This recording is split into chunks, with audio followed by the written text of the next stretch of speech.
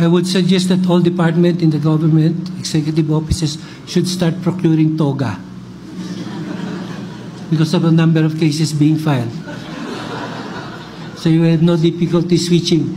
The toga is one size fits all. Narinig nyo ang sinabi ni Associate Justices Alexander Gesmundo na simulan na daw ng lahat ng ahensya ng gobyernong bumili ng mga toga dahil sa dami ng kasong sinampa sa kanila.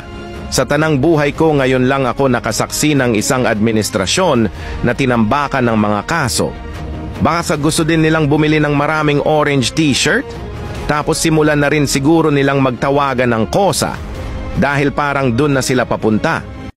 I would suggest that all department in the government, executive offices, should start procuring toga because of the number of cases being filed. So you have no difficulty switching. The toga is one size fits all. Narinig nyo ang sinabi ni Associate Justices Alexander Gesmundo na simulan na daw ng lahat ng ahensya ng gobyernong bumili ng mga toga dahil sa dami ng kasong sinampa sa kanila.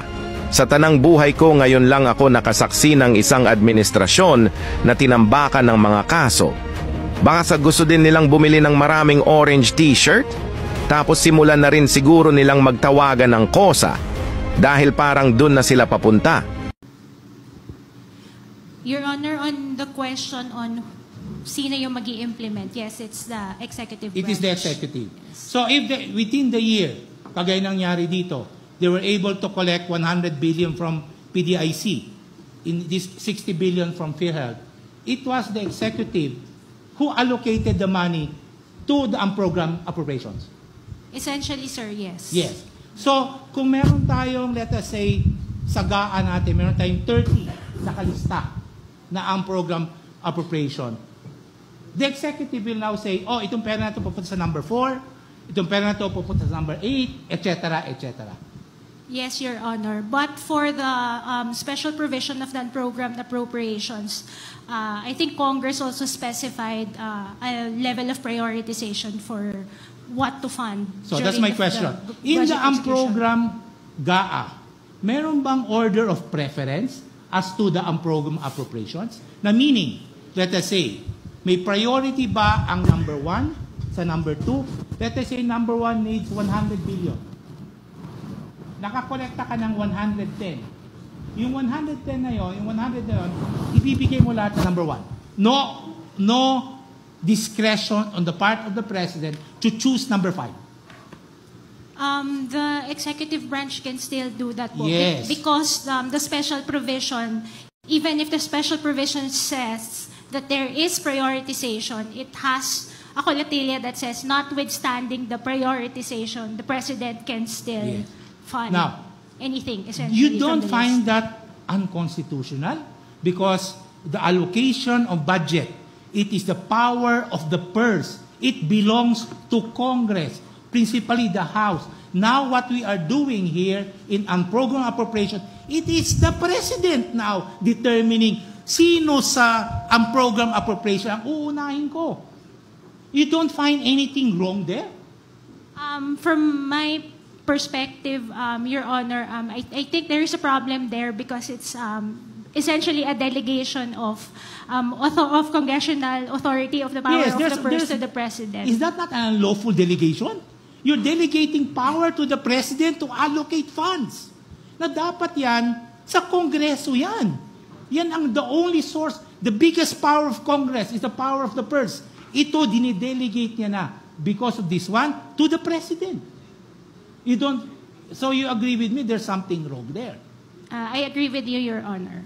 My bill runs up to almost 7 million pesos, and would you know how much of it was covered by PhilHealth? Now, if I may be allowed to narrate my own personal experience with regard to PhilHealth. You see, 2 years ago, I was stricken of a esophageal cancer which went into my lungs, and I had to be confined for more than 2 months in one hospital in Metro Manila. And if I recall it correctly, my bill runs up to almost 7 million pesos. And would you know how much of it was covered by PhilHealth? Can you make a good guess, Counsel? Good afternoon, Your Honor. If I may, Your Honor, I am pretty sure, Your Honor, it is not more than 10%.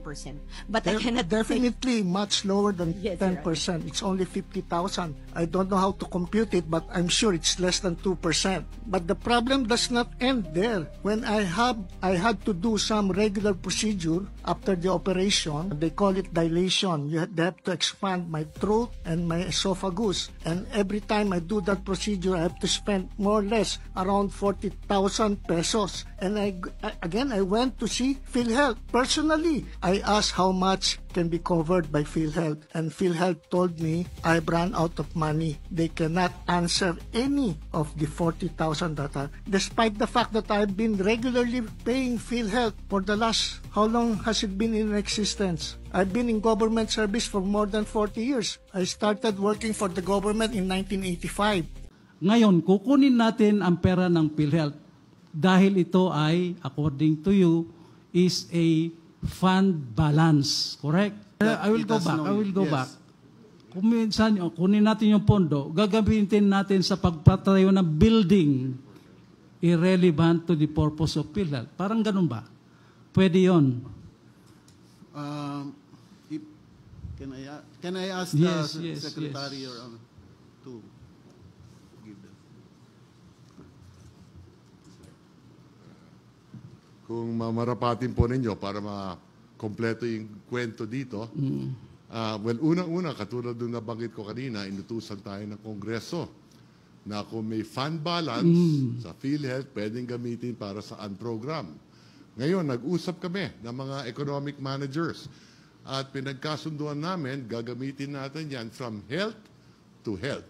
Katulad ng nabanggit ko po. And one thing, ginamit sa paraan na hindi related sa health. Yun lang po ang tanong. Sa pananaw po namin, related po sa health.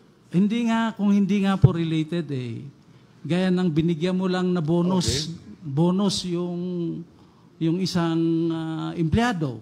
Ayun naman. SAG-F is a special account in the general fund, correct? That is correct, Your Honor.